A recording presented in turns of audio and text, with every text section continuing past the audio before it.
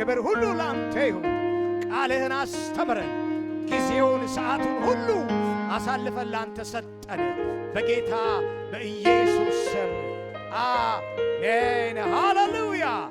ክብር ስጡና ተቀመጡ። ኢየሱስ ክርስቶስ ጌታ ነው። ሃሌሉያ። ኢየሱስ ክርስቶስ ጌታ ነው። እንቀመጣለን። አሜን።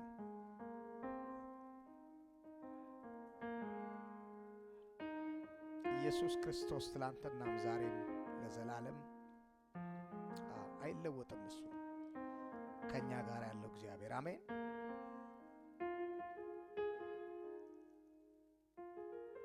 ኢየሱስ ክርስቶስ ጌታ ነው። ማላንዳ ብራሊ በሐሴት ከቤት ሻልቫኒያ ባሮንዶ ብራኪታ በሐሳ ኢየሱስ ጌታ ነው። ሃሌሉያ። እስኪ እንደዚህ በሉ፣ ያሁኑ ቤት ክብር በሉ፣ ከበፊቱ ቤት ክብር በሉ፣ ይለያል በሉ። ያሁኑ ቤት ክብር በሉ። እስቲ በሉ፣ ያሁኑ ቤት ክብር በሉ፣ ከበፊቱ ቤት ክብር ይለያል በሉ። ከቀድሞው ቤት በሉ፣ ካለፈው ቤት በሉ፣ ያሁኑ ቤት ክብር በሉ። ያሁኑ ቤት ክብር ይለያል በሉ። አሜን። መጽሐፍ ቅዱሳችን ያሁኑ ቤት ክብር ከበፊቱ ቤት ክብር ምን ይላል? ይለያል። ሐጌ ምዕራፍ 2 ላይ እንሄድና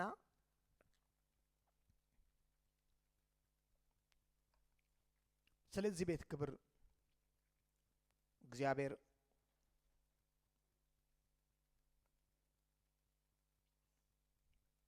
ምዕራፍ 2 ከቁጥር 1 ጀምሮ ሐጌ ነብይ ነው።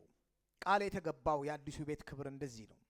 በሰባተኛው ወር በ21ኛው ቀን የእግዚአብሔር ቃል በነቢዩ ሐጌ በኩል እንዲህ ሲል መጣ ይላል። ለይሁዳ ገዢ ለሰላትያ ልጅ ለዘሩባቤል ለሊቀ ካህናቱ ለሴዴቅያስ ልጅ ለኢያሱ ከምርኮል ተርፈው ለተረፉትም ሕዝብ እንዲህ ብለህ ተናገር፣ እንዲህ ብለህ ጠይቃቸው። ይህ ቤት በቀድሞ ክብሩ ሳለ ያዩ ከመካከላቸው ማን አለ? አሁንስ ምን መስሎ ይታያችኋል? ይህ በፊታችሁ ምንም እንዳይደለ የሚቆጠር አይደለምን? እግዚአብሔር ጸባዖት እንዲህ ይላል፣ አሁን ግን ዘሩባቤል ሆይ በርታ፣ የሊቀ ካህናቱ የኢዮሴዴቅያስ ልጅ ኢያሱ ሆይ በርታ፣ እናንተም የምድሪቱ ሕዝቦች ሁሉ ምን በሉ በርቱ ይላል እግዚአብሔር። እኔ ከእናንተ ጋር ነኝና ምን በሉ ስሩ ይላል ሁሉን የሚገዛ እግዚአብሔር። ታሪኩን ሐሳቡን እንድትይዙት የመጀመሪያውስ በሰለሞን ተሰርቶ የነበረው ቤተ መቅደስ እግዚአብሔር እስራኤላውያንን ከግብጽ ሲያወጣ መጀመሪያ ንድፉን ለማን ነበር የሰጠው? ለሙሴ። ምን ተብላ ትጠራ ነበር? የማደሪያ ድንኳን ትባላለች። እቺ ማደሪያ ድንኳን ዝም ብሎ ድንኳን አይደለም፣ ንድፍ ሐሳብ አለው፣ ፕላን ተሰጥቶታል። ዕብራውያን ምዕራፍ 5 ላይ የሚናገረው እንደዛ ነው። ሙሴ በተራራ ላይ በተገለጠል ምሳሌ መሰረት ቤቱን ትሰራ ዘንድ ተጠንቀቅ ተብሎ ተነግሮታል። ታዲያ የትኛውን ቤተ መቅደስ እንዲሰራ ነው ሙሴ የታዘዘው? ሙሴ አልገባም ከነዓን። ሳይገባ ከርቀት ከነዓንን አይቷት ነው የጠፋው። ታዲያ የትኛውን ነው እግዚአብሔር የፈለገው ሲባል የማደሪያ ምኗን ድንኳኑን እንዲሰራ ነው። ያቺ የማደሪያ ድንኳን አባቶች ምን ብለው ተሸክመው ወዴት አምጥተዋታል? እስቲ እንሂድ ሐዋርያ ሥራ ላይ ከአዲስ ኪዳን ጋር ሐሳቦችን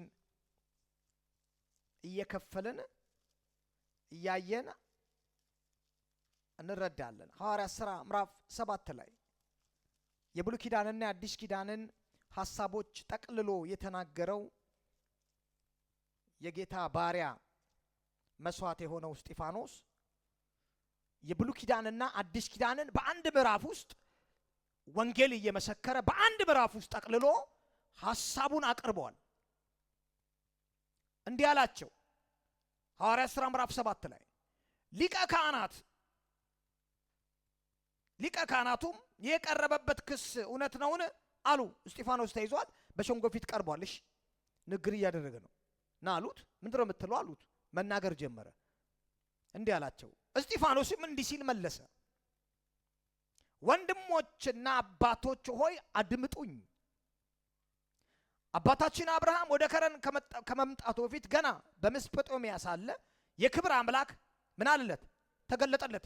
ቀጥታ ወስዶ ከዘፍጥረት ምዕራፍ 12 ሊያስጀምራቸው ነው። ስሙ አላውን ከመጀመሪያው ክርስቶስ እስከመጣበት ሐሳብ በሚገባቸው መንገድ መንፈስ ቅዱስ የእግዚአብሔር ቃል ነው። ይሄ በስጢፋኖስ ውስጥ ሐዋርያቶች ሙሉን አልተናገሩትም። እሺ ከሐዋርያቶች ውስጥ በአንዴ በሐሳብ ጳውሎስ ጠቅሶታል ለቤተ ክርስቲያን ሲጽፍ እየከፈለ፣ ግን በአንድ በቆመበት ሸንጎ ውስጥ በቆመበት ሸንጎ ፊት ሙሉን ሐሳብ ለሰዎቹ የሰጠው እስጢፋኖስ ነው።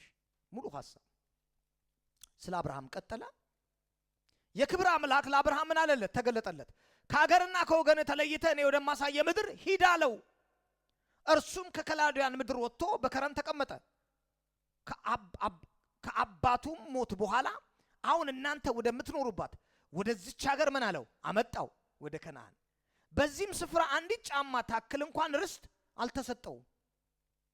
ነገር ግን በዚያን ጊዜ ምንም ልጅ ሳይኖረው እርሱና ከእርሱም በኋላ ዘሩ የምድሪቱን እንደሚወርሱ እግዚአብሔር ቃል ገባለት። ደግሞም እግዚአብሔር እንዲህ ብሎ ምን አለው? ተናገረው። ዘርህ በባዕድ ሀገር መጻተኛ ይሆናል፣ 400 ዓመትም በባርነት ቀንበር ስር ይወድቃል። ሆኖም በባርነት የሚገዛቸውን ሕዝብ እኔ ደግሞ እቀጣቸዋለሁ። ከዚያም ሀገር ወጥተው በዚህ ስፍራ ምን እላለሁ? ያመልኩኛል። ከዚያም የግዝረትን ኪዳን ሰጠው። አብርሃም ይስሐቅን ወለደ። በ8ኛ ቀን ምን አለው? ገረዘው። ይስሐቅም ያዕቆብን ወለደ። ያዕቆብ የ12ቱን የነገድ አባቶችን ምን አለ? ወለደ። የነገድ አባቶችም በዮሴፍ ቀንተው በባርነት ወደ ግብፅ ምን አሉት? ሸጡት። እግዚአብሔር ግን ከእርሱ ጋር ነበረ፣ ከመከራም ሁሉ ምን አለው? አወጣው። በግብፅ ንጉሥ በፈርዖን ፊት ሞገስና ጥበብ አጎናጸፈው። ፈርዖንም በግብፅና በቤተ መንግስቱ ሁሉ ላይ ኃላፊ አድርጎ ምን አለው? ሾመው። ከዛም ጊዜ በግብፅና በከነዓን አገር ሁሉ ታላቅ መከራ ያስከተለ ረሃብ መጣ። አባቶቻችንም የሚበሉትን አጡ። ያዕቆብም እህል በግብፅ መኖሩን በሰማ ጊዜ አባቶቻችንን ለመጀመሪያ ጊዜ ወደ ግብፅ ላካቸው። ለሁለተኛ ጊዜም ሲሄዱ ደግሞ ዮሴፍ ማንነቱን ለወንድሞቹ ገለጠ። ፈርዖንንም ስለ ዮሴፍ ዘመዶች ተረዳ። ከዚያ በኋላ ዮሴፍን ልኮ አባቱን ያዕቆብንና 75 ነፍሳት የሚሆኑ ቤተ ዘመዶቹን በሙሉ አስመጣ። ያዕቆብ ወደ ግብፅ ወረደ። እርሱም አባቶቻችንም በዚያው ምን አሉ? ሞቱ። አስክሬናቸው ወደ ሴኬም ተወሰደ። አብርሃም ከኤሞር ልጆች ላይ በጥሬ ብር በገዛው መቃብር ተቀበሩ። እግዚአብሔር ለአብርሃም የገባውን ቃል የሚፈጽምበት ጊዜ ሲቃረብ በግብፅ የነበረውን የሕዝቦችን ቁጥር እየበዛ ሄደ። ከዚያ በኋላ ዮሴፍን የማያውቅ ሌላ ንጉሥ በግብፅ ምን አለ? ተነሳ። ቆይ ስሙኝ እንዴ! ግብፅ ላይ የሚነሱት ፈርዖን ተብሎ የሚነሱት ፈርዖኖች እንዴት ነው ዮሴፍን የማያውቁት? ታሪክ ሰነድ ይቀመጣል። የማያውቁት በቃ ምንም እነማን ናቸው አናቅም በሚል አይደለም። ስራውን መቀበል የማይፈልግ ንጉሥ ተነሳሽ። ይህን ህዝብ መቀበል የማይፈልግ ንጉሥ ምን ሆነ? ተነሳለን። በዚያን ጊዜ ሙሴ ምን አለ? ተወለደ። ዮሴፍን የማያውቅ ሌላ ንጉሥ ተነሳ። እርሱም ህዝቦችን በተንኮሉ አስጨነቀ። ገና የተወለዱ ሕፃን ይሞቱ ዘንድ ወደ ውጭ አውጥተው እንዲጥሏቸው አስገደዳቸው። በዛን ጊዜ ማ ተወለደ? ሙሴ ተወለደ። እርሱም በእግዚአብሔር ፊት ሞገስን ያገኘ ውብ ሕፃን ነበረ። አባቱም ቤት 3 ወር በእንክብካቤ አደገ። ወደ ውጭ በተጣለበት ጊዜ የፈርዖን ልጅ አግኝታ ወሰደችው፣ እንደ ራሷም ልጅ አድርጋ አሳደገችው። ሙሴም የግብፃውያንን ጥበብ ሁሉ ምን አለ? ተማረ። በንግግሩና በተግባሩ ምን አለ? ብርቱ ሆነ።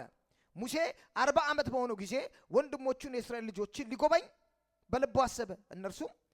እርሱም አንድ ግብፃዊ ወገኖች አንዱን በደል ሲያደርስበት አይቶ ግብፃዊውን ገደለ። ለተገፋውም ወገኑም ተበቀለ። ወገኖቹም እግዚአብሔር በእርሱ እጅ ነፃ እንደሚያወጣቸው የሚያስተውሉ መስሏቸው ነበር። እነርሱ ግን አላስተዋሉም። በማግስቱም ደግሞ 2 እስራኤላውያን ሲጣሉ ደረሰ። ሊያስታርቃቸው ፈለገ። ሰዎቹ እናንተ እኮ ወንድማማቾች ናችሁ፣ እንዴት እርስ በርሳችሁ ትጎዳዳላችሁ አላቸው። በባልንጀራው ላይ በደል ሲያደርስ የነበረው ሰው ግን ሙሴን ገፈተረውና እንዲህ አለው፣ አንተ ገዢና ፈራጅ አድርጎ በእኛ ላይ የሾመህ ማን ነው? ወይስ ትናንትና ግብፃዊውን እንደገደልከው እኔንም ልትገድለኝ ትፈልጋለህን? ሙሴም ይህን እንደሰማ ሸሽቶ በሚዲያም ሀገር መጻተኛ ሆኖ ተቀመጠ። በዚያን 2 ወንድ ልጆች ወለደ። ከ40 ዓመት በኋላ በሲና ተራራ አካባቢ ባለው ምድረ በዳ በሚነድ ቁጥቋጦ ነበልባል ውስጥ መልአክ ምን አለለት? ተገለጠለት። ሙሴም ባየው ጊዜ ባየው ነገር ተደነቀ። ነገሩንም ለማጣራት ወደዚያ ምን አለ ሲቀርብ የጌታ ድምፅ እኔ የአባቶች አምላክ የአብርሃም የይስሐቅ ያዕቆብ አምላክ ነኝ ሲል ሰማ። ሙሴ በፍርሃት ተዋጠ፣ ለመመልከትም አልደፈረም። ጌታም እንዲህ አለው የእግርህን ጫማ አውልቅ፣ የቆምክበት ስፍራ ምን ያለ ነው? የተቀደሰች ምድር ናትና። በግብፅ ያለውንም የሕዝብን መከራ በእርግጥ አይቻለሁ፣ የጭንቅ ጮታቸውንም ሰምቻለሁ፣ ላድናቸው ወርጃለሁ። አሁንም ና ወደ ግብፅ መልሼ እልካለሁ። እንግዲህ እነዚህ ገዢና ፈራጅ አድርጎ የሾመ ማን ነው ብሎ የናቁትን ይህንን ሙሴ እግዚአብሔር በቁጥቋጦው ውስጥ በታየው መልአክ አማካኝነት ገዢና ታዳጊ አድርጎ ወደ እነሱ ላከው። እርሱም መርቶ ከግብፅ አወጣቸው። በግብፅ በቀይ ባህር እና በምድረ በዳ 40 ዓመት ድንቅ ነገሮችን ታምራዊ ምልክቶችን አደረገ። የእስራኤልን ሕዝብ እግዚአብሔር እንደ እኔ ያለ ነቢይ በመካከላቸው ያስነሳላቸዋል ያላቸው ይህን ሙሴ ነበረ። እነርሱ በሲና ተራራ ላይ ይላል። እርሱም በሲና ተራራ ላይ ከተነገረው መልአክና ከአባቶች ጋር በምድረ በዳ በሕዝቡ ጋር መካከል ነበረ። የሕይወትንም ቃል ወደ እኛ ለማስተላለፍ ተቀበለ። አባቶቻችን ግን ተቃወሙት እንጂ ሊታዘዙት ስላልፈለጉ በልባቸው ወደ ግብፅ ተመለሱ። አሮንን ፊታችን የሚሄድ አማልክት አበጅልን፣ ከግብፅ ምድር መርቶ ያወጣን ያ ሙሴ ምን እንደደረሰበት አናውቅም አሉ።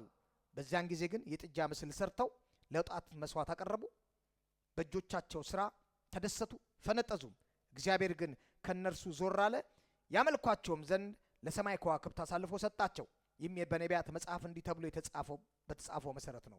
እናንተ የእስራኤል ቤት ሆይ 40 ዓመት በምድረ በዳ በነበራችሁበት ጊዜ መስዋዕትንና መባን ለእኔ አላቀረባችሁልኝም። ይልቁንም ልታመልኳቸው የሰራችኋቸውን የሞሎክንን ድንኳን የጣዖታችሁን የሬምፉምን ኮከብ ከፍ ከፍ አድርጋችሁ ያዛችሁ። ስለዚህ እኔም እንድትገዙ አደርጋለሁ፣ ከባቢሎንም ወዲያ አሳድዳቸዋለሁ። እግዚአብሔር ለሙሴ ባሳየው ንድፍ ባዘዘው መሰረት የተሰራችው የምስክር ድንኳን ተከተሉኝ። አሁን ሐሳቡን አሁን ወደ ምን መጣላቸው? ወደ ቤተ መቅደሱ ስርዓት ሊመጣላቸው ነው። አባቶቻችን ድንኳኗን ከተቀበሉ በኋላ እግዚአብሔር በኢያሱ መሪነት ያሳደዳቸውን የአሕዛብን ሀገር በወረሱ ጊዜ ይዘዋት አያችሁ እንዴት እንደተጠበቀ።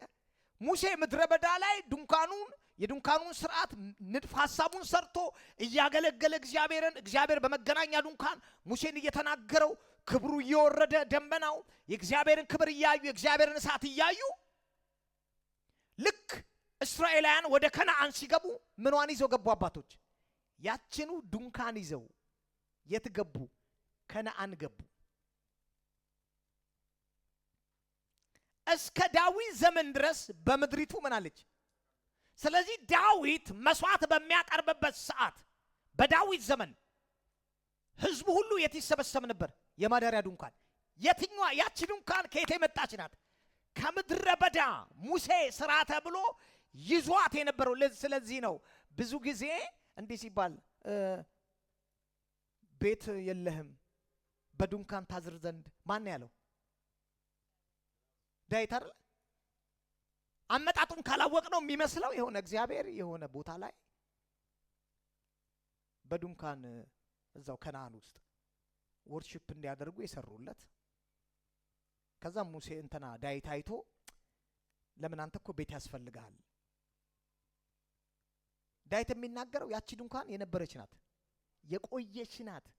በብሉይ ኪዳን ገና ህጉ ከተሰጠ በኋላ ሙሴ ሰርቶ ያ ሁሉ ዓመት 40 ዓመት የት ነበረች? 40 ዓመት ድንኳኒቷ የት ነበረች?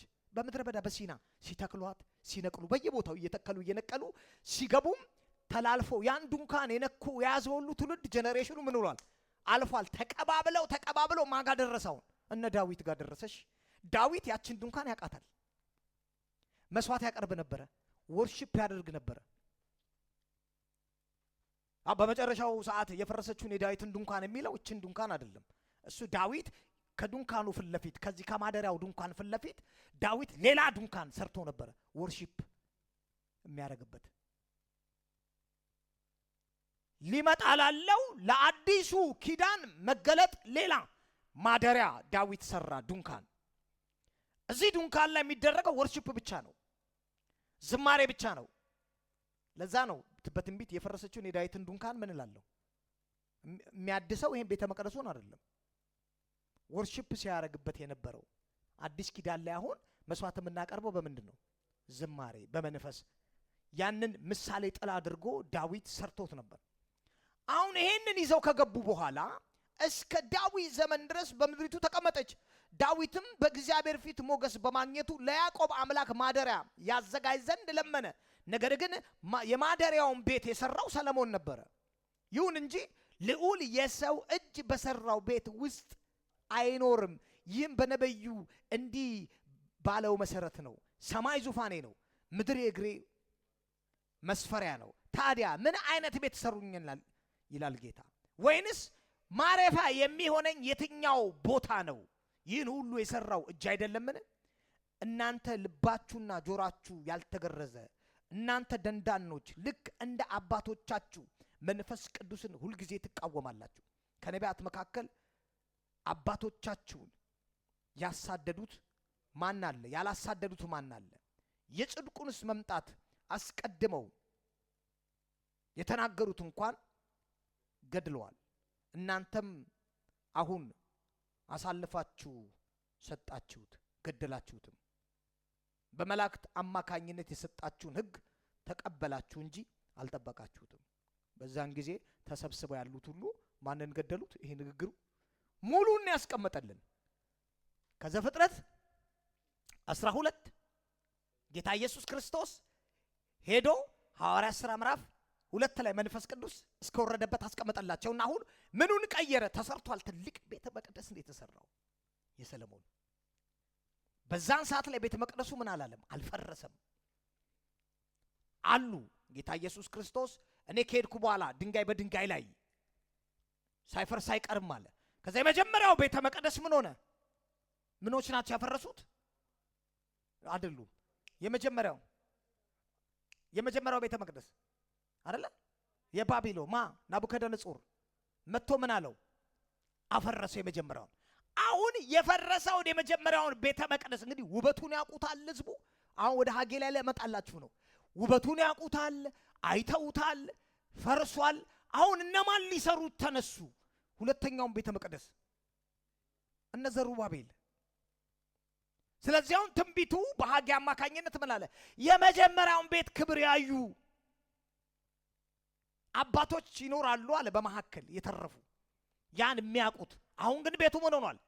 ወድሟል። አሁን የመጨረሻው ቤት ክብር በዘሩባቤል የሚሰራውን ሐጌ በትንቢት አማካኝነት ሊመጣ ያለውን የሰው እጅ ስላልሰራው ቤት በአምላክ እጅ ስለተሰራው ቤት ምን እያለ ነው? እየተናገረ ነው ትንቢት ውስጥ። እነማን እናያየው ማለት ነው? እስቲ እኔን በሉ፣ እግዚአብሔር በሉ፣ እኔን አይቷል በሉ። ይኸውላችሁ ስንዘምር አሁን ማደሪያዎቼ እንደምን የተወደዱ ናቸው፣ በቅዱስ ቃል በመንፈስህም የቀደስካቸው። ለሌላ አይደለም እየዘመርን ያለ ነው። ለማን ነው? ማደሪያዎችህ እንደምን። እኔ ስዘምር ስለ እናንተ እየዘመርኩ ነው። ማደሪያዎች እንደምን ምን ያሉ ናቸው? የተወደዱ ናቸው፣ ያማሩ ናቸው፣ በቅዱስ ቃልህ በመንፈስህም የቀደስካቸው እያልኩኝ ነው። ስለ እግዚአብሔር ቤቶች ምን እያልኩ ነው? እየዘመርኩ ነው። አሁን አለ ያ ክብር ተቀየረ። ምን ሆነ የተቀየረው? ያ ቤት የቀድሞ ቤት ክብር ተቀየረ። አሁን የሚቀርበው የበፊቱ ቤት ዋናው ሲቀርብ ነበረ፣ ደም ይፈስበት ነበረ፣ እያመጡ መብራት ያበሩበት ነበረ። ቅዱስተ ቅዱሳን ውስጥ ገብተው ሌዋውያን የክህነት ስራቸውን ያከናውኑ ነበረ። አሁን እንደዛ አይደለም አለ። አሁን ምኑ ተቀይሯል? ስርዓቱ ተቀየረ። የሁለተኛው ቤት ክብር ከዛኛው ቤት ክብር ምን ይላል? የሚበልጥ ክብር ነው ያለው። አሁን ወርሺፕ የምናቀርበው አምልኮተ ስርዓት የሚፈጽመው የሁለተኛው ቤት ክብር በምንድን ነው? በመንፈስ ነው። በእውነትና በመንፈስ ነው ለእግዚአብሔር የምንሰግድለት። እግዚአብሔር በእኛ ውስጥ ሲኖር በደስታ ነው የሚኖረው። እግዚአብሔር በእኛ ውስጥ ሲኖር ደስ ብሎት፣ ይሄንን ነው መላእክቶች ሊያዩ የፈለጉት። ይሄንን ነው መላእክቶች ሊያዩ የተመኙት።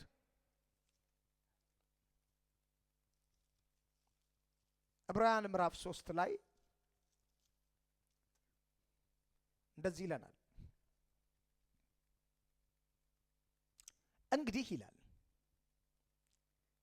የሰማይ ጥሪ ተካፋዮች የሆናችሁ ቅዱሳን ወንድሞቼ ሆይ እኔ በሉ እስቲ ተጠርቻለሁ በሉ። ትልቅ ጥሪ ነው የተላከልኝ በሉ። ጥሬም በሉ ሰማይ ነው፣ መለኮት ነው የጠራኝ በሉ። አየ ሰዎች ሰርግ ተጠራ ይላሉ። ማን የጠራ ሲባል የሽሊ ምሲባ ኦ ዮምሌዴት ኦ ከቱና ማን ነው ሲባል ሰው ነው። እሺ ጸሐፊው ሲጽፍልን የሰማያዊ ጥሪ ተካፋዮች፣ ሰማይ መለኮት የጠራችሁ፣ እግዚአብሔር የጠራችሁ፣ ጥሪውን የተቀበላችሁ እናንተ ይላል። እኛ ተቀብለናል። የጥሪው ካርድ ማን ነው? ኢየሱስ። ለዛ እኮ ነው ምሳሌ ሲናገር እንደዚህ አለ።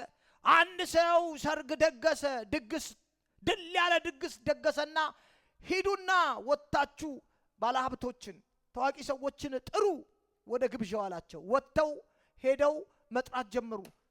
ድግስ አለ ሲባል ነው እኔ ለቅሶ አለብኝ እንትኔን ቀብሬ ልምጣ፣ እኔ ሰርግ አለብኝ፣ እኔ ኮርሻሊያን ያለሁት ልጨርስ። ሲጠብቅ ማንም የመጣ የለም። ወደ ምኑ? ወደ ግብዣው። ከዛ እንዲህ አላቸው፣ በቃ ሂዱና ምናምንቴዎችን፣ የወደቁትን፣ የተጣሉትን፣ የማይረቡትን፣ በቤተሰብ ዘንድ አይጠቅምም የተባሉትን፣ አብቅቶላቸዋል የተባሉትን ጎዳና ተዳዳሪን ማለት እኮ ነው ሂዱ ተባሉ። ሰብስቦ ምን አላቸው? አመጣቸው። ይሄ ስለ እግዚአብሔር መንግስት ምሳሌ ነው የሰጠን። ጥሪው መጥቷል፣ እኛ ጥሪውን ተቀብለናል። ስለዚህ የሰማይ ጥሪ ተካፋይ ሆናችሁ እናንተ ሲለን አሜን አለን። ጌታን ተቀበልን፣ ጥሪውን ተቀብለናል ማለት ነው። የጌታ ሆነናል። ቀጥሎ እንዲህ ይለናል፣ የእምነታችን ሐዋርያ ሊቀ ካህናት የሆነውን ኢየሱስን አስቡ። ሙሴ በእግዚአብሔር ቤት ሁሉ ላይ ታማኝ እንደነበረ እርሱም ለሾመው ታማኝ ነበር። ሙሴ በእግዚአብሔር ቤት ሁሉ ላይ ታማኝ እንደነበረ እሱም ለሾመው ታማኝ ነበር። ቤትን የሚሰራ ከቤት ይልቅ የሚበልጥ ክብር አለው። ቤትን ምን የሚል እንዲህ አላቸው ይላችሁ። አሁን ከሙሴ የሚበልጥ ነው። እሺ ጌታ ከማን ይበልጣል? ከሙሴ። ልዩነቱን ሲያስቀምጥ ሙሴ በእግዚአብሔር ቤት ላይ፣ ቤት የሚለው ማንን ነው? ቤተ መቅደሱን አይደለም። የእስራኤልን ሕዝብ የእግዚአብሔር ቤት ጥላ ነው የሚነግረን። የእግዚአብሔር ቤት ሲድኑ ጌታ ሊያድርባቸው በእግዚአብሔር ቤት ሁሉ ላይ ታማኝ አገልጋይ ያደረገው ሙሴን በእግዚአብሔር ቤት ላይ ታማኝ አገልጋይ አድርጎ ሾመው። ከዛ እንዲህ ያለን ቤትን የሚሰራ ከቤቱ ይልቅ የተሻለ ምን አለው? ምን እያለን ነው? ሙሴ ራሱ ምንድን ነው? ቤት ነው። ያ ማለት እነ ሙሴን የፈጠረ ዓለማትን የፈጠረ ከተፈጣሪው ይልቅ ምን አለው? ክብር አለው። ኢየሱስን አሁን ሊያገናኘን እየሳለልን ነው። ማን እንደሚበልጥ እንዲህ አለ። ቤትን የሚሰራ ከቤቱ ይልቅ የሚበልጥ ክብር እንዳለው ኢየሱስም ከሙሴ የሚበልጥ ክብር የተገባው ሆኖ ተገኝቷል። ለምን ሲባል እሱ ፈጣሪ ነው እያለ ነው። አምላክ መሆኑን እዚህ ጋር በሚገርም ቃል አስቀምጦታል። እሱ ፈጣሪ ስለሆነ ከቤት ይልቅ የተገባ ክብር አለው። አሁን አንተ ከምትገነባው ቤት የምትበልጠው ማን? አንተ ነህ። ከዛ እንደዚህ ያለን ወርዶ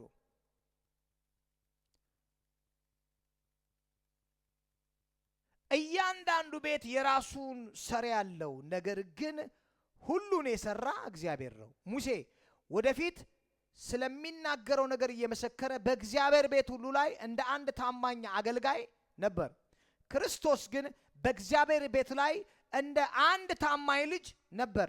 እኛም የምንተማመንበትንና የምንመካበትን ተስፋ አጥብቀን ብንይዝ ምን ሆነን ቤቱ ነን። እስቲ እንዲበሉ እኔ በሉ የእግዚአብሔርን የተስፋ ቃል የሚለውን አጥብቄ ቢይዝ ብቀበለው ብኖርበት ቤቱ ነኝ።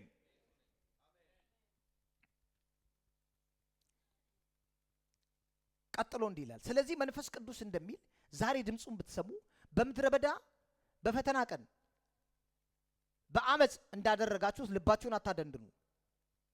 ከዛ ዋርኒንግ ነው የሚሰጣቸው ስለ ቤት ይናገራቸውና አሁን የዚህ ቤት ክብር የአዲሱ ቤት ክብር ከባለፈው ቤት ከድሮ ቤት ክብር ይበልጣል ስንል እግዚአብሔር ቤቱ ማደሪያው መኖሪያው ካደረገን በኋላ ግን ይሄ መኖሪያ እንዲሰራ ፈለገ። በእኛ ውስጥ ነው ያለው። እስቲ እግዚአብሔር መንፈስ በሉ፣ በመንፈስ ውስጥ አለ በሉ። ምን ማለት እንደሆነ ልንገራችሁ። አሁን መጽሐፍ ቅዱስ የዚህ ቤት ታዳ ግሎሪ የዚህ ቤት ክብር በውበቱ እንዲታይ ደምቆ እንዲወጣ የማንም ስራ አይደለም፣ የማጅ ነው፣ የአማኙ ፍቃድ ነው። ጳውሎስ ሁለተኛ ጢሞቴዎስ ላይ ምዕራፍ 3 ላይ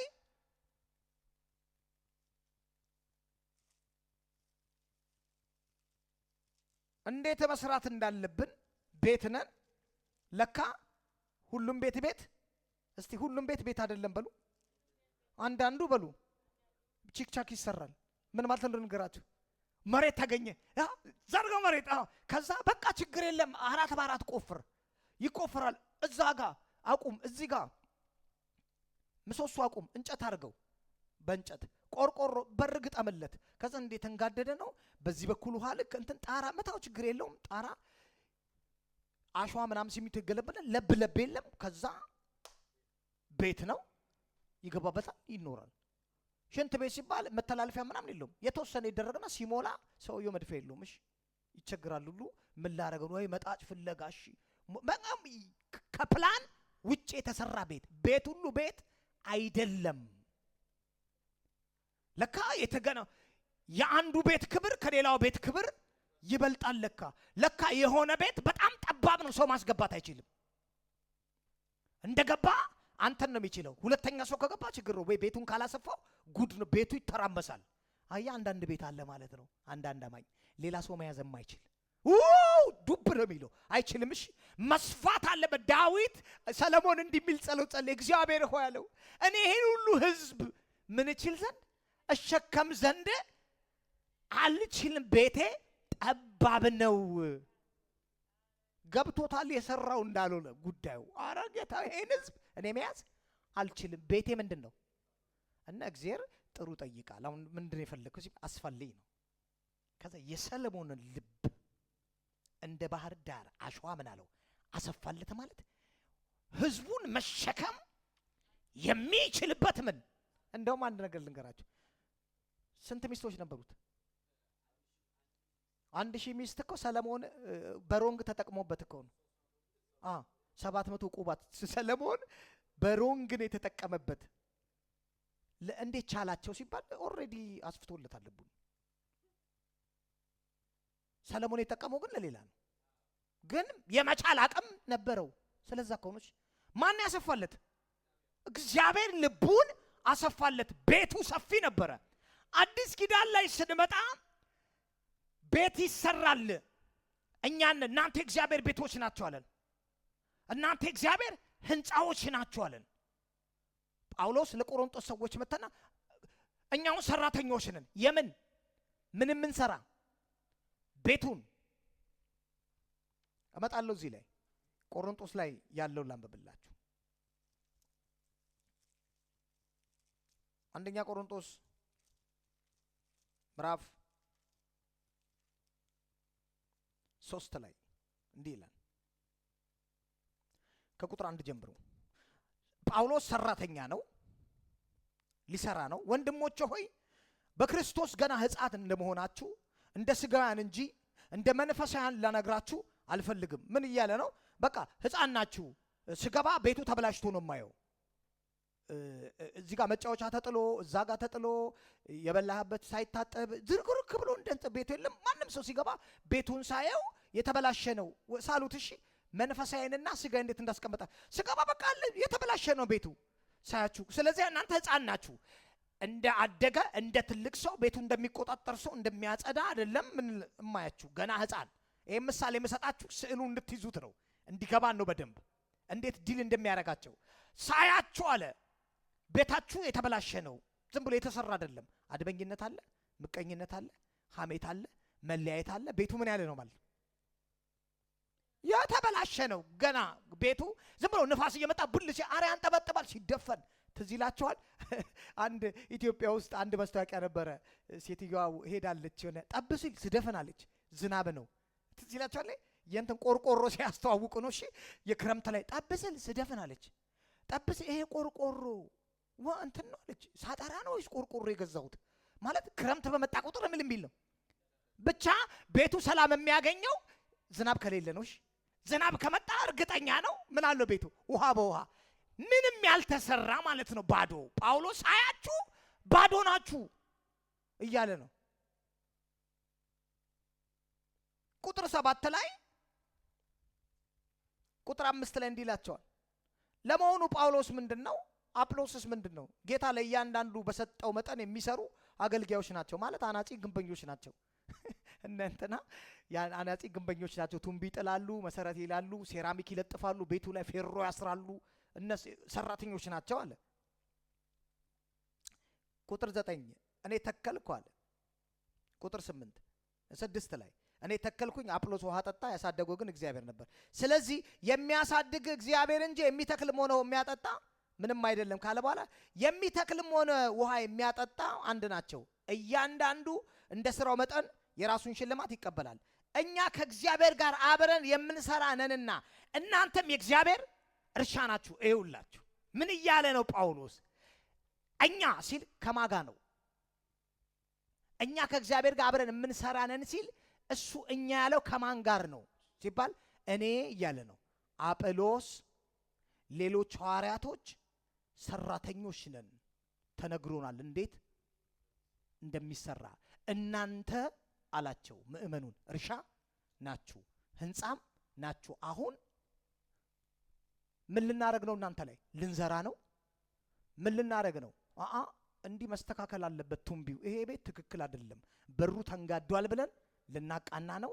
እዚህ ጋር ሲሚንቶ ያጥረዋል፣ ብረት ይታሰርበት፣ የመብራት አገባቡ ምናም ብለን ልንሰራ ነው አለ። እንደ ተማር ነው መጠን ቀጥሎ እንዲህ ይላል፣ ከእግዚአብሔር በተሰጠኝ ጸጋ መጠን እንደ አንድ ብልህ ግንበኛ መሰረት ጣልኩ አለ ጳውሎስ። አለ አሁን እኔ ራሱን ምን አረገ ጳውሎስ? ግንበኛ። እስቲ ግንበኛ በሉ። ግንበኛ አረገሽ። ግንበኛ ነኝ አለ። እኔ አሁን ግንበኛ ነኝ። ስለዚህ አሁን ቤት ስጥል ምን መቆፈር አለብኝ አለ? መሰረት መጣል አለብኝ። ፋውንዴሽኑን አስተካክዬ ነው እምጥለው አለ። ሌላው በላዩ ላይ ምን ይላል? ይገነባል። ነገር ግን እያንዳንዱ እንዴት እንደሚገነባ መጠንቀቅ አለበት። ለምን እዚህ ላይ ነው አሁን እያለን እንዴ የቤቱ ክብር የሁለተኛው ቤት ክብር ብሉፕሪንቱ ተቀምጧል። እግዚአብሔር አስቀምጦታል። የሁለተኛው ቤት ክብር ከዛኛው የሚበልጥ ነው፣ የተለየ ነው ተብሎ ይሄው ዲዛይኑ ተብሏል። ከዛ ማንም ሰው ይሄንን ቤት አይቶ ሲገነባ እንዴት መገንባት እንዳለበት ይጠንቀቅ። የማን ኃላፊነት ነው አለ? የገንቢው። እስኪ የኔ ኃላፊነት ነው በሉ። ይሄው ሪስፖንሲቢሊቲው የማንም አይደለም፣ ለኔ የኔ ኃላፊነት ነውና እንዴት እንደምትገነባ ምን በል ተጠንቀቅ ተባልኩኝ። አጥልቄ መቆፈር እችላለሁ፣ የኔ መብት ነው።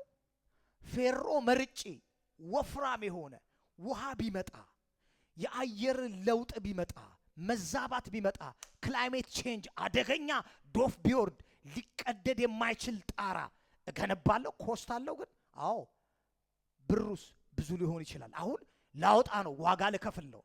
ከዛ አይ ምንም አይደለም ባክህ ለየትኛው ለብ ለብ ላርገው እችላለሁ። አውሎ ነፋስ ሲመጣ ግን ጣራውንም እኔንም ቤቱንም ገንጥለን አየር ላይ ነው የምንገኘው። ከምን የተነሳ? የመረጥኩት ማቴሪያል ርካሽ ነው። እሺ ማቴሪያል ያደርጋል፣ ርካሽ ነው የመረጥኩት። ዝም ብዬ ፌሮ ባክህ ዝም ብለህ አስገባው ምን ከእንተና አልፍ በሚል ነው የሰራሁት። ከዛ ጊዜ ያለው። እሺ ለዛ ነው ጌታ ኢየሱስ ክርስቶስ ብልህ ሰውና ስለ ሰነፉ ሰው ምሳሌ ቤቱን አለ። ያኛው በአለቱ ላይ ሲል ንቅንቅ በሩን ራሱ አይቶ ሲጢጥ ልንገራችሁ፣ አንዳንድ ሰዎች አሉ ሊያሰሯችሁ መጥተው ዲቴል የሚፈልግ ማለት ምንም እኮ አይደለም ስለ አይ ለሱ ምንም ነው ነው ሲጢጥ ይላል በሩ ማለት የለበትም ይላል። ሲጢጥ ይዘጋል ይከፈታል ችግር እኮ የለም ኖ ለምን ድምጽ ያሰማል። ስለዚህ የሆነ ነገር ቢሆን ነው ይስተካከል። አንዳንዱ ሲጢጥ ማለት ከተዘጋ ሎምሻን ኬኒ ከፈት ይዘጋም ይላል። አንዳንዱ ነገሩ ሻርፕ መሆን አለበት እየለቀመ እዚህ ጋር የሚላል ትኩረት ሰጥቶ ከዛ ማቴሪያሉን ገብቶ አይቶት ቆይ እስቲ የምን ዕቃ ነው የምናምን ነው ስንት ዓመት ይይዛል እንትኑ ይጎዳሉ አይጎዳም እሱ እንዲባይቶ እየነገረ ያለው ጳውሎስ እሱን ነው። እንዴት የትኛውን ማቴሪያል እንደምትጠቀሙ እወቁ፣ ኃላፊነቱ የናንተ ነው። እሱ ነው የሆነ ሰዓት ላይ አሁን ብዙ ሰዎች የሚናወጡት፣ ብዙ ሰዎች የሚመቱት፣ ብዙ ሰዎች ነገራቸው ፍርስርስ የሚለው ራያቸው ሩጫቸው በቃ የያዙት የጨበጡት ነገር ሁሉ የለም ዶጋመድ ሲሆን ሚዙት የሚጨብጡት የሚያጡት እንዲኮ ኢማጂን አላረኩም አላሰብኩም ነበር ሊቆጣጠሩት የማይችሉት ከምን የተነሳ ነው ሲባል የሰሩት ቤት የሆነ ሰዓት ላይ ለካ ቼክ ይደረጋል። ነግሮናል ጌታ ኢየሱስ። የሚገርም ጌታ እኮ ነው የእግዚአብሔር ቃል። እንዴ አረኔ ክፉ ቀን አይመጣም ስንል ግድ የለም ማለት ክፉ ቀን ከመምጣቱ በፊት አለን። ከመምጣቱ በፊት ምን ማለት ነው? ይመጣል እያለን ነው። እሺ ይለያያል እንጂ የእያንዳንዱን ቤት ምን ይላል ያንኳኳል። በቃ መጽሐፉ ነው የሚለን። እና ታዲያ ዝም ብሎ የሆነ አደገኛ ቀን ይመጣል። አዎ ምን እናርግ ሲል ዕቃ ጦር ልበስ ሲል ስራ እያለ ነው ቤትህን። ከዛ እንዴ የሆነ ትርምስ ቢኖር እንዲህ ዝም ብላ አትጠብቅም ሲባል አልጠብቅም። ዲፖዚት አድርገሃል ምን ጸሎትን። እንዴት ጌታ ሆይ ጻድቅ ምቹ በሆነ ጊዜ ይጸልያል ምቹ እና መንፈስ ዓለም ላይ ቤቱን ይሰራል ይገነባል። ከዛስ የጥፋት ውሃ ሲመጣ ያኛው ሲዘራ የነበረው ሲጮህ የነበረው መንፈስ ዓለም ላይ ሲያስተካክል የነበረው ያ የጸሎት ኃይል መጥቶ የሰውየውን ቤት መምታት አይችልም። የጥፋት ውሃ ምን አይለውም አያገኘውም። ስለዚህ ለካ ሪስፖንሲቢሊቲ የማን ነው? ሰውየው ነው። ለካ ዳክሞትም አይሆንም እያለ ምን እያለ መንፈስ አለ ቃሉ እውነት ነው። ምቹ በሆነ ጊዜ ይጸልያል። የጥፋት ውሃ በመጣ ጊዜ አያገኘውም።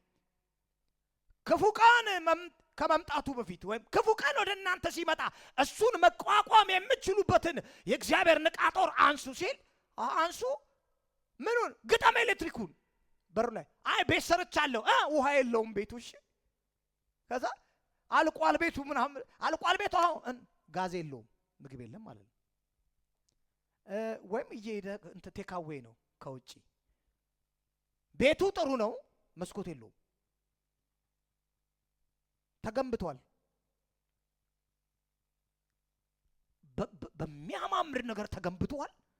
ሚገራርም ፌሮ ብሎኬት ተደርጎ ኮንክሪት ነው ምን የለውም። ሰዎች ሲያዩት ምንድነው ቤት አላለቀም፣ ፊኒሺንጉ የተበላሸ ነው፣ ቀለም አልተቀባም።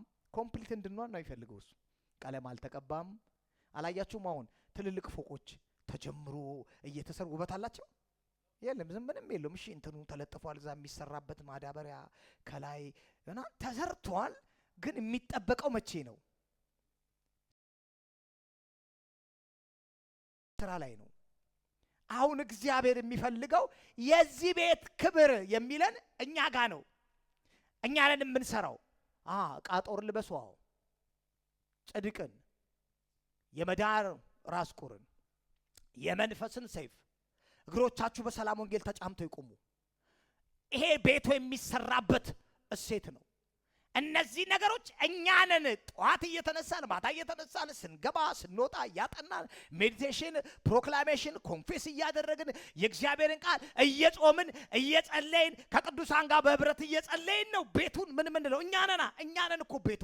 ራሳችን ምንል እንገነባለን። ሪዚስት እያደረግን ጠባብ አመለካከት ካለ ምን እያለን እያሰፋን እሺ ፑሽ እናደርገዋለን። ከዚህ በፊት እንዴ የዛሬ 8 ዓመት ላይ የሚያስነጥሰኝ እምቢል ውስጤ ባልናገረው ውስጤ ግን እንትኑ ሲገፋ ፕሬሸሩ የለም ይታወቀኛል። እናንተ ጋር የለም መሰለኝ።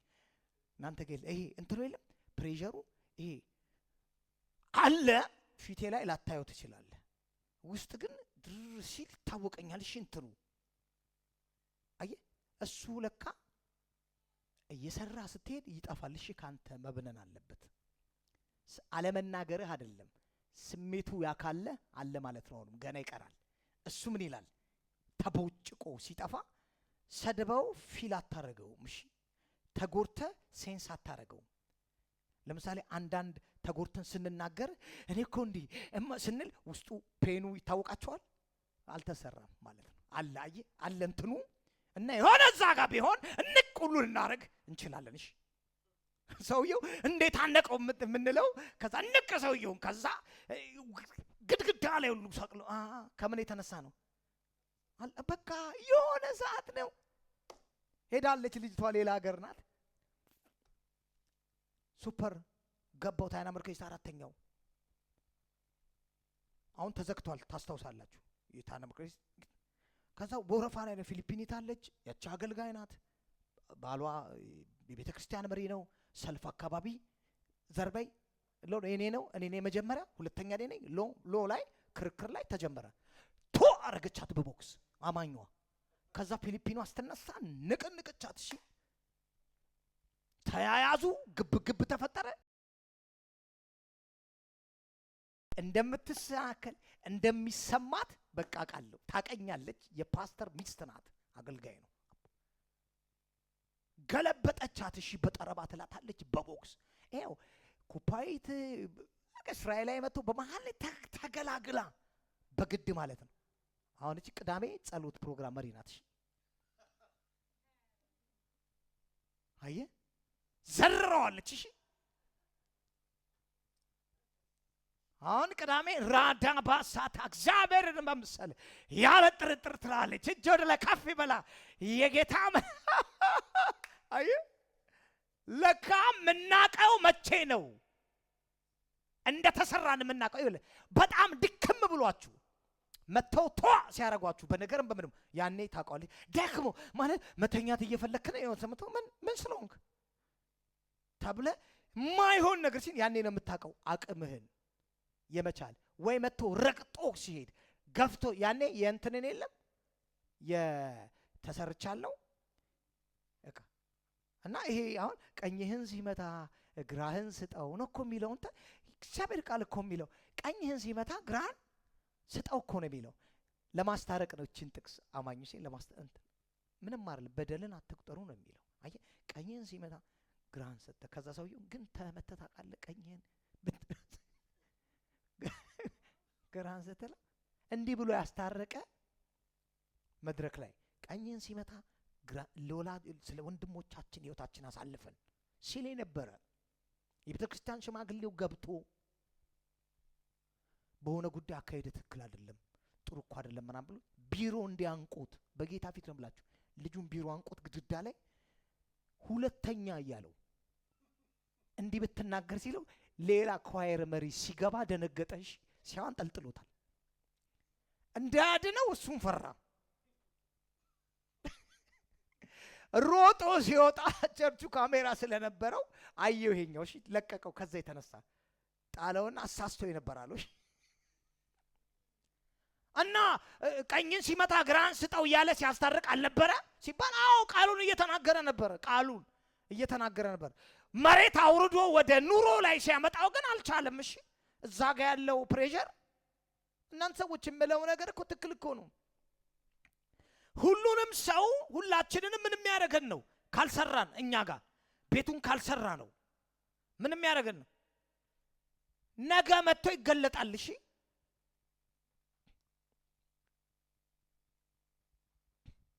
እኔ በአይኔ ያየሁት የገጠመኝን ትንቢት በቤተ ክርስቲያን ውስጥ የሚናገር ጉባኤ መካከል ማቀው እሳት የሆነ በወንጌል እሳት የለም። ሁለቱም የተቀጣጠሉ አብረው እየኖሩ ወንድማማቾች በብረት ማለት። ከዛ በሆነ አጋጣሚ እዛ ቤት ለመጠየቅ መንፈስ መራኝ። ለመጠየቅ ብቻ ሳይሆን በቃ መንፈስ ሰዎቹ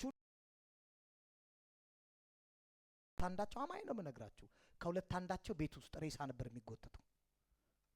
ልክ ስገባ ለካ ሳይግባቡ በሆነ ነገር ይሄኛው እንትን እያለው ባክህ ስርዓትን ያዝ ምናምን ይሄ በትንቢቱ ያሾፍበታል አካሄድን እየተባባሉ ወንድሜ ቢላ መክተፊያ ቢላ ይዞ ቤቱን እያባረረው ነው ያኛው ልጅ።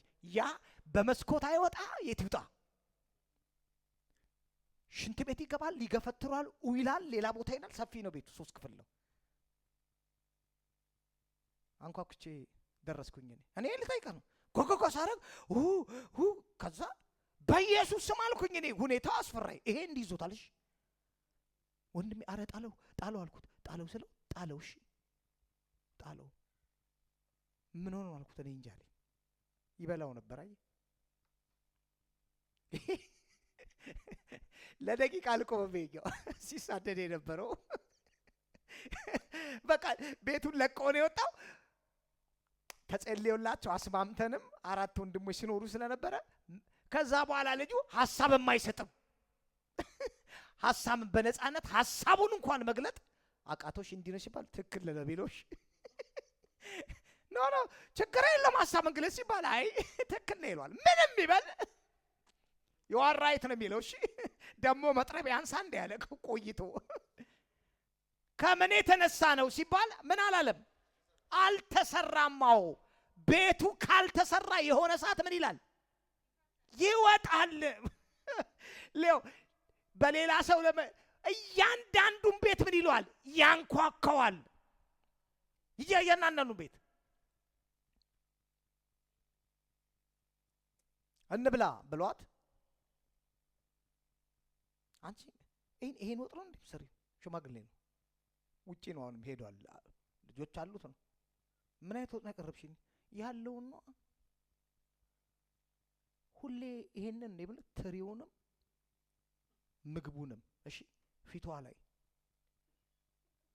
እናንተ ሰዎች ሲሪየስ እኮ ነው ብላችሁ ቷ ወጥ በወጥ ልጅቷ እና በነጋታው የቤተ ክርስቲያን ሽማግሌዎችን እንጠራለን ሲባል መጥቶ እጅ ሊያገብ የሚጭነው እሱ ነው። እሺ ስርዓት ያስፈልጋል በቤተ ክርስቲያን ውስጥ። ያንዳንዳችን ታማኝ ሆነ የሚለው ያ ነው። ሚስቱ ላይ ምን ያለባት ወጥ የደፋበት ከነንትኑሽ እና ትፈራዋለች።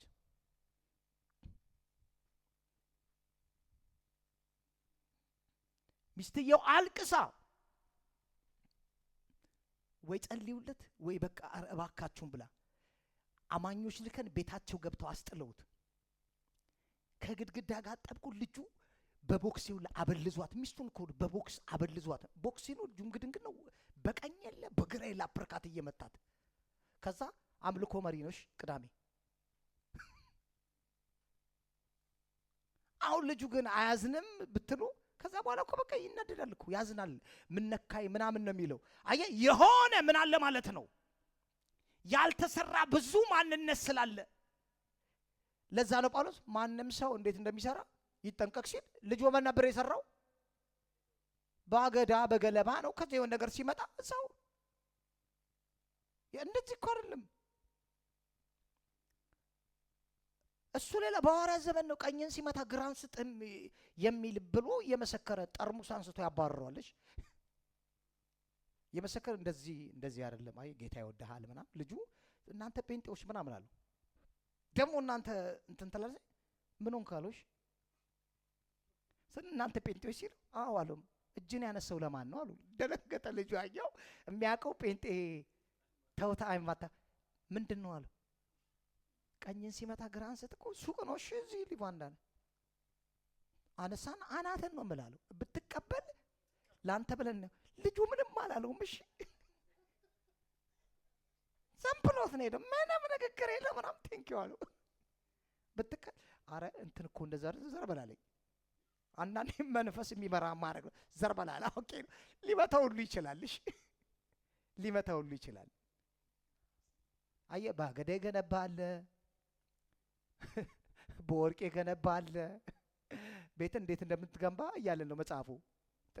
እኛ እንደሚጠይቀው እንትኑ ሲደርስ ነው። አሁን ይሄ አረኔ ወይ ከዚህ ሁሉ ጠርጅም ይኸው እግዚአብሔር ሆይ ሄልፕ ሚ እያልክ ነው። እሺ ጌታ ይሄን ነገር ንቀል ከኔ አይሆንም፣ ይሄ ነገር ከኔ በል ይበል ይወገድ እያልክ ምናምን በቃ አይሆንም እኔ ህይወት ላይ እያልክ አይ እኔ ምንም እኔ ጋር ምንም ነገር የለም ምንም አያስቸግረኝም ምናምን ታየዋለህ። ነገሩ ሲመጣ ሰውየው ቅድሚያ ሆኖ ነው የምታየው። አሁን እኔን እያለን ፋይት እያደረጋችሁ ምን በሉ ቤቱን ገንቡ። ራእይ 3 ላይ ላሳያችሁ። ሰውየው የሚለው ሌላ ነው። ጌታ አየው። እሺ አየውና ቆይ ያለው ራእይ ምዕራፍ 3 የሎዶቅያን አብያተ ክርስቲያናት እንዲህ አላቸው። በሎዶቅያ ያለው ቤተ ክርስቲያን መልአክ እንዲህ ብለህ ጻፍ አለው። አሜን የሆነው ደግሞም ታማኝና እውነተኛ ምስክር የሆነው የእግዚአብሔር ፍጥረት ገዢ የሆነው እንዲህ ይላል፣ ቀዝቃዛ ወይንም ትኩስ እንዳልሆንክ ስራን አውቃለሁ። ቀዝቃዛ ወይንም ትኩስ ብትሆን በወደድኩ ነበር።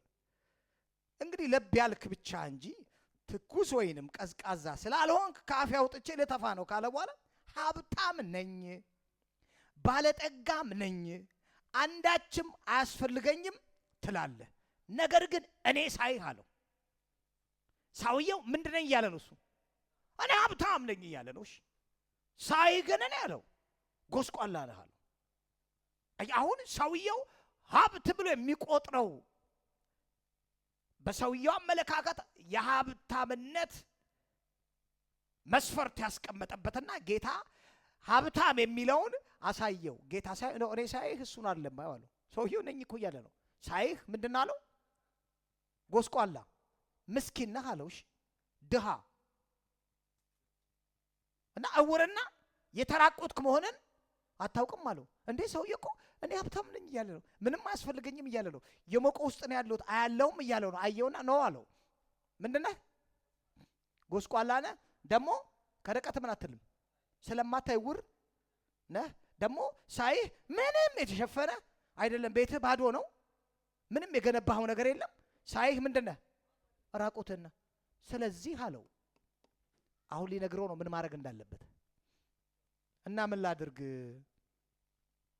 ስለዚህ ሀብታም እንድትሆን እንዴ እኮ ነኝ እያልኩ ነው። አይደለህም። ስለዚህ ሀብታም እንድትሆን አለው አሁን ጌታ። ትክክለኛ እኔ ሀብታም ነው የምለው አማኝ ይሄ ነው እያለው ነው። እንድትሆን በሳት የነጠረ ምን እስቲ ወርቅ በሉ፣ ወርቅ በሉ፣ ነጭ ልብስ በሉ እና ኩል በሉ። ወርቅ በሉ፣ ነጭ ልብስ፣ ኩል። ምን እያለው መሰላችሁ? ሀብታም እንድትሆን በሳት የነጠረ ወርቅ ለሀብታምነት፣ ራቁትነትን እፍረት እንዳይታይ የምትለብሰው ነጭ ልብስ፣ ለማየት እንድትችል አይንህን በምን ትኳላለህ? በኩል ትኳላለህ። እነዚህን ሶስቱን ካሟላህ ምንድን አለው? አንደኛ ሀብታም ነህ። ምን ይዘሃል?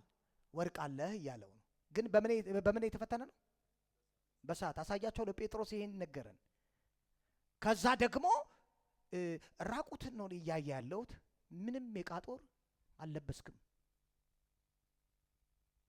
ክርስቶስ ኢየሱስን ለብሳችሁታል የሚለን እኮ በሱ ዘንድ የሆነውን ብሉ ፕሪንት አሳይቶን፣ ሰውየው ግን ምድር ላይ ሙሉን የቃጦር አልለበሰም። ሳይህ ራቁትን ባዶ ነህ። በቀላሉ መጥቶ ጠላት ምን ይልሃል? ይመታሃል። አለው ትላለህ፣ ደግሞ ምን አትልም፣ አርቀህ አታይም። የእግዚአብሔር ቃል ሰውየው የለውም። ምክንያቱም የእግዚአብሔር ቃል ሁለት አፍ ካለው ስለታም ሰይፍ ይልቅ እጅግ የተሳለ ነው፣ ልብንም ሐሳብንም ሁሉን ይመረምራል አይደለ? ያያል ማለት ነው የእግዚአብሔር ቃል። ስለዚህ እይታ ከምንድን ነው የሚገኘው አለ። ሰውየው የለህም እዛ ላይ እሱ አንተ ውስጥ ቢሆን እያለው። ስለዚህ ምንድነው ታዲያ ወርቅ ያለው? የትኛውን ወርቅ ነው? ሰውየው ሀብታም ነኝ እያለ የትኛውን ነው ታዲያ ወርቅ ይሁንል የሚለው? እንሂድ የሁለተኛው ቤት ክብር ሁለተኛ ጴጥሮስ ምዕራፍ 1 ላይ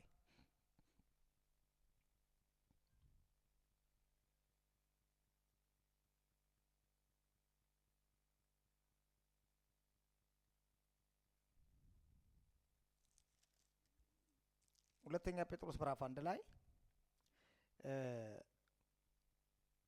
እናንተ እሱን ያዙትና እዚህ ጋር አንድ ሐሳብ አንብቤ አንደኛ ጴጥሮስ ላይ ወደዛ ወደ ሁለተኛው አልፏል። ምን ይላል? አንደኛ ጴጥሮስ ምዕራፍ 1 ላይ ቁጥር 6 አሁን በብዙ አይነት ፈተና ውስጥ ሆናችሁ ለጥቂት ጊዜ መከራን ብትቀበሉም እንኳን በዚህ እጅግ ደስ ይላችኋል። እነዚህ ነገሮች በእናንተ ላይ የደረሱት በእሳት ተፈትኖ ሲጠራም ጠፊ ከሆነው ወርቅ ይልቅ እጅግ የከበረ እምነታቸው እውነተኛ መሆኑን እንዲረጋገጥ ነው። በምን የጸኑ ነበሩ? እስቲ በፈተና በሉ። የጸኑ ነበሩ በሉ። በፈተና መጽናት ማለት ከምን ጋር ያያይዘዋል? እምነታቸው የጸና ነው ከወርቅ ጋር። ወርቅ በሳት። ስለዚህ ጌታ ከኔ ወርቅ ግዛ ሲለው፣ ወርቅ ያስፈልጋል ሲለው ማመን አለብህ እያለው ነው። ቃሌን በእምነት ተመላለስ። ከዛ ሁለተኛ ላይ ልሰዳችሁ። እነዚህን አስቀመጠ። የቤቱ ግንባታዎች ቁጥር 3 ላይ ሁለተኛ ጴጥሮስ ምዕራፍ 1 ቁጥር 3 በገዛ ክብሩና በበጎነቱ የጠራንን እርሱም በማወቅ ለሕይወትና ለእውነተኛ መንፈሳዊነት የሚያስፈልገንን የመለኮትን ኃይል ሁሉ ሰጥቶናል። ለቤቱ ግንባታ የሚያስፈልገውን ሰጥቶሃል አለ። ከክፉ ምኞት የተነሳ በዓለም ካለው ምግባረ ብልሹ ሕይወት አምልጣችሁ ከመለኮት ባህሪ ተካፋዮች እንድትሆኑ በእነዚህ ነገሮች አማካኝነት እጅግ ታላቅ ክቡር የሆነውን ተስፋ ሰጥቷቸዋል። በዚህም ምክንያት አለ በሙሉ ትጋት ላይ በእምነታችሁ ላይ በጎነትን ለመጨመር ጣሩ። እስቲ በጎነትን እጨምራለሁ በሉ። ከዛ በበጎነት ላይ ዕውቀትን፣ በዕውቀት ላይ ራስን መግዛት፣ ራስን በመግዛት ላይ መጽናትን፣ በመጽናት ላይ እውነተኛ መንፈሳዊነትን፣ በእውነተኛ መንፈሳዊነት ላይ ወንድማማቾች መተሳሰብን፣ በወንድማማዊ መተሳሰብ ላይ ፍቅርን ጨምሩ። ከዛ እንዲህ ይላል እነዚህ ባህሪያት ተትረፍርፈው ቢኖራችሁ ጌታችን ኢየሱስ ክርስቶስን በማወቅ ዳተኞችና ፍሬ ቢሶች ከመሆን ይጠብቋቸዋል። ቤታችሁ ኮምፕሊት ነው የሚሆኑት። ጥሩ ግንባታ ነው ይሄ። እነዚህ ነገሮች እናንተ ጋር ምን ቢሉ ቢበዙ። ከዛ እንዲህ ይላል እነዚህ ባህሪያት የሌሉት ግን የሩቁን የማያይ ወይም እውር ነው። ምን አለው ጌታ? አያለው ትላለህ ግን አንተ አታይም፣ እውር ነህ አለው። ስለዚህ ኩል ከኔ ግዛ። ምን እያለው ነው? በጎነትን ጨምር፣ እውነተኛ ወንድማማቾች መዋደድን ጨምር፣ ራስን መግዛት ጨምር፣ እውነተኛ መንፈሳዊነትን ጨምር፣ እምነትን ጨምር። ይህን ብታደርግ አለው የሩቁም ምን ትላለህ ታያለህ። እና ፍሬቢስ ደግሞ አትሆንም።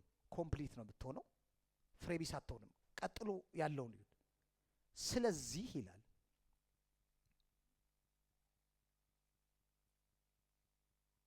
ወንድሞቼ ሆይ መጠራታችሁንና መመረጣችሁን ለማጽናት ከፊት ይልቅ ትጉ። ምክንያቱም እነዚህን ብታደርጉ ከቶ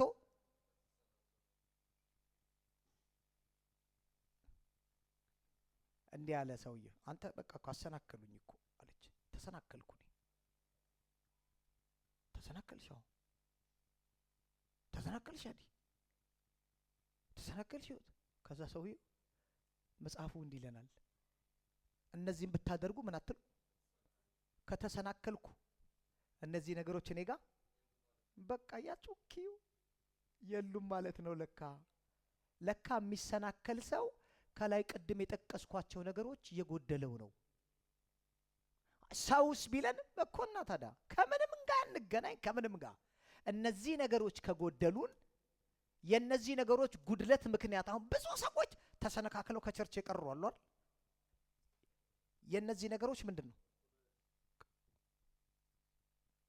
ወንድም እከሌ አሰናከለኝ እና እከሊት እንትን አሰናከለችኝ እኔ እኮ ተሰነካከልኩ።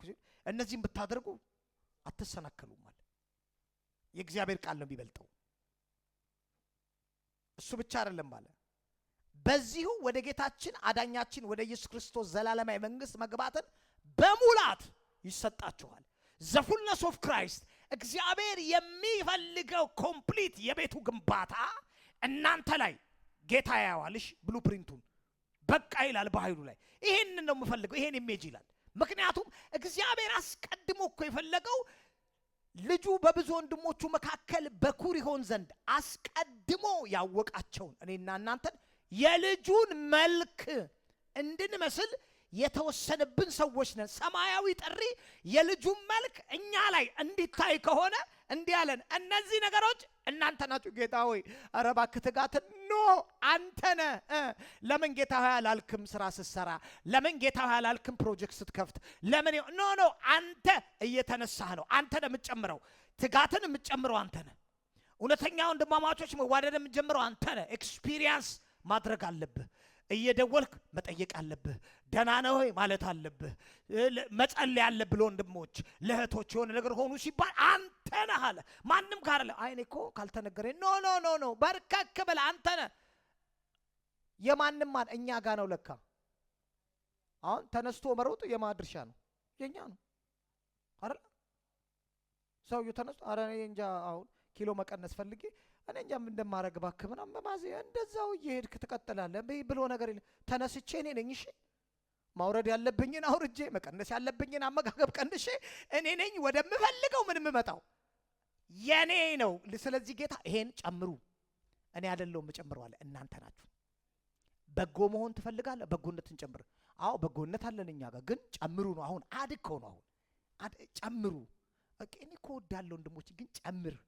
እኔ እኮ አስባለሁ እኮ እውነት ነው። አሁን አታስቡም እኮ አይልም፣ ጨምሩ ነው። አሁን አታስቡም አላልኩም እኮ፣ ግን ጨምሩ። አድ ሞር ጨምሩ። እሱን ይሄን ብታደርጉ መቼም አትሰነካ። እሱ ብቻ አይደለም፣ እይታችሁ ምን ይላል? ይጨምራል። የማየት አቅማችሁ።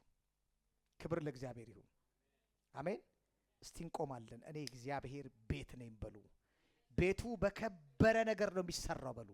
ይህ ቤት በከበረ በሉ፣ በአልማዝ በሉ፣ በቶጳዝም በሉ፣ በመርገድ ሃሌሉያ።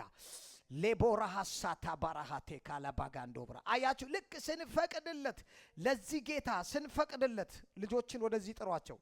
በጸሎት ሰዓት ላይ ከኛ ጋር አብረው ይጸልዩ። ላዶብራኪታ ፓራዲጋ ሶራ ላባሃቴ ለቤዴ ሃሌሉያ ሃሌሉያ። ሌቦሮ ሳንዴ ሌቦራ ሊጋሮ ሳንዴ ለአዲና ማሮንዶ ብራኢላ አሪጋስ ኮብራ ዴሌቬኒያ ላጋዲያ ብራሻላ ባጋንዴ ብራዲቫና ካዜንዶ ብራአቲላ ቦሳታካ ላጋባያ ክሊና ማአንዶ ሮሴ ብሌንዴ በሻሊባንዶ ብራኪሳ ቶባ ራጋዳ ጋሻታ ክራባካያ ክላባካራ በኮሻታ ክላባዲያ ብራካይዞ ሽሊቢዲ ረባሻታ ብራኮሻላ ባካዲያ ብራኮሻታ ብሮንዶ ለጎሴ ለቤንዴ ኤሌ ባባ ባባ ሳንዴ ቦሻታ ጋባያ ግላዶ ብራዲባዲያ ካላባጋንዴ ቦሻታ ዣሌ ቤሬ ቤንዴ ብራዶቫኒያ ግላዲቫኒያ ማዳባጋ ሳንዴ ሊቦያ ሬደቦ ሻንታ ብራካሴንዴ ሊቦሻታ ብራንዶ ለጎሴንዴቦ ራባባባያ ጋላራራራቦ ሻታ ብራሻታ ጋባያ ላባሮንዶ ባሪያ ባባያ ጋዳብሮ ዶቦሸ ለበጌንዴ ሊቦሻላ ባጋንዳ ላብሬንዶ ብራዲላ ጋይሌቫኒያ ጋሎ ብራዲቫኒያ ካሳታ ካባያ ላጋዴላ ቬና ባሮንዶ ባዲላ አሪጋሶም ብራዲባኒያ ካላባጋንዶ ላጋባያ ካራባጋላ ባጋያ ክላዳባያ ጃላላላላላ ቦሽሊ ቢዲ ቢዲ ቢዲ ቢዲ ቢዲ ቢዲ ላባዴ ላባዴ ላባዴ ላባዴ ላባዴ ላባዴ ላባዴ ላባዴ ላባዴያ የስ ሃሌሉያ ማሮ ባዴ ሌቬኒያ ጋላባጋንዶ ብራዴ ጸልዩ ጂላ ባሪያ ጋላብራካ ሻታ ካባያ ባያ ጋሌቤዲያ ራባባባባያ ጋላባጋያ ጋያ ጋላባጋያ ጋላባጋያ ካያ ካያ ካያ ካያ ራጋራጋራ ባጋሪ ቤሪ ቤሪ ቤሪ ቤሪ ቤሪ ቦሻላ ባጋሪያስ አሊባሮ አሊባሮ አሊባዶ አሊባዶ አሊባዶያ ራባባባባያ ካያ ካላባጋላ ባጋያ ካላባጋላ ባጋላ ባጋላ ባጋላ ባራቦሳ ቤሮ ሻታ ባሳታ ብራዴሊ ቤዲያ ባሳ ዲባያ ራላ ባጋላ ባጋላ ባጋላ ባጋላ ባጋላ ማሮባ ሴንዴሌ ቦሻ ካታካያ ጄዴ ብራዳ ባያ ግላባጋያ ግላባዳ አሜን ማሎ ብራዴ ሌቬዲያ ራዶባዲያ ጋባያ ጉልላትሽን በቀይ ዕንቁ አለ ማኮራዳጋ በሴራቢን በከበሩ ነገሮች እግዚአብሔር ያንጸናል። ራጎዳ ባጋ በተራ ነገር አይደለም የምንታነጸው። ቤቱ በከበረ ነገር ነው የሚታነጸው። የሕያው የእግዚአብሔር ቤት ነው በሉ። ይህ ቤት በከበረ ነገር ይታነጻል በሉ። በከበረ ነገር ለክብር ተጠርቻለሁ በሉ። ክቡር የሆነው እግዚአብሔር ሃሌሉያ። ጉልላቴን ማኮባያ በቀይ ዕንቁ ጉልላቶችሽ አለ በቀይ ዕንቁ ይገነባሉ አለ። በኢየሱስ በከበረ ነገር ገነባሉ በሉ። በከበረ ነገር ይህ ቤት የከበረ ቤት ነው። ይህ ቤት የከበረ ቤት ነው። በከበረ ነገር ይገነባል በጌታ በኢየሱስ። ማላ ዴሌ ባሮ ባጋዲያ ብራዶ ባዲያ ካላባጋንዶ ራባባባባባ ዛዳጋ ባዳ ብራዳ ባዲያ ጀሌቤሬ በጌዴ ባጋላ ባጋላ ባጋዲያ በአገዳ አይደለም የሚገነባው፣ በእንጨት አይደለም የሚገነባው፣ በአለቱ ላይ ይገነባል። በከበረ ነገር ይገነባል። ሙሉ ሆኜ ታነጻሉ በሉ። ራካ ዴብሬዴቤ ብዙዎች ይጠለላሉ በሉ። ብዙዎች ይመጣሉ በሉ። ራባጋባ ያግላባጋዲያ ብራዶ ባዲያ ጋላ ብራጎዳ ባጋያ አላ ባባባባባባያ ስለ አንቺ እግዚአብሔር ዝም አይልም። ለጽዮን እንደዛ ነው ያላት። ስለ ጽዮን ዝም አልልም አለ። ስለ ኢየሩሳሌም ጸጥ አልልም አለ። ነገስታት ክብርሽን ያሉ አለ። አየ ክብርሽ አንቺ ላይ የተሰራውን ያን ውበት ያሉ፣ ያን ቢዩቲ ያሉ፣ ያን ቁንጅና ያሉ ቤቱ የተገነባበትን ሃሌሉያ አንተ ላይ ያዩታል። ያን ክብር ያዩታል። ያን መልካምነት ያዩታል። ከአንደበት የሚወጣው ያ ብዙዎችን የሚያንጸውን ቃል ያዩታል። የሚገነባውን ቃል ያዩታል። ማራካ ሳንታ ባያ ራጋ ባባባባ ሳንዴሌ ቦራ ራባባ ዴሌ ቤጌሌ ባጋላ ባጋንዶ ብራዴጌ አቡጃ አቡጃ አቡጃ አቡጃ ጃንጄሌ ፔሬ ባጋዶምባ ሬኮ ፓራዴጌ ሳንቶ ብራኪላ ባንግራዴ ቤኒያ ሃሌሉያ ሃሌሉያ ሃሌሉያ ሃሌሉያ ሃሌሉያ። ቤቱ የከበረ ነው። ቤቱ የከበረ ነው። ቤቱ የከበረ ነው። ቤቱ የከበረ ነው። ቤቱ የከበረ ነው። ቤቱ የከበረ ነው። የክብር ቤት፣ የኃይል ቤት፣ ቤቱ የከበረ ነው። እሳቱ የማይጠፋበት ቤት፣ የሚነድ ቤት ሃሌሉያ። ዘወትር የሚነድ መሠዊያው ሃሌሉያ። መሠዊያው ላይ ዘወትር እሳት ይነዳል። እዚህ ቤቱ እሳት ይነዳል። በውስጥ እሳት ይነዳል። ዘወትር እሳት ይነዳል። ዘወትር ምስጋና ይጨምራል በቤት ውስጥ፣ ክብር ይጨምራል በቤት ውስጥ፣ ኃይል ይጨምራል በቤት ውስጥ። ሃሌሉያ። እግዚአብሔር ሆይ እናመሰግንሃል። ሃሌሉያ። ክብር ሁሉ ላንተ ይሁን። እግዚአብሔር ሆይ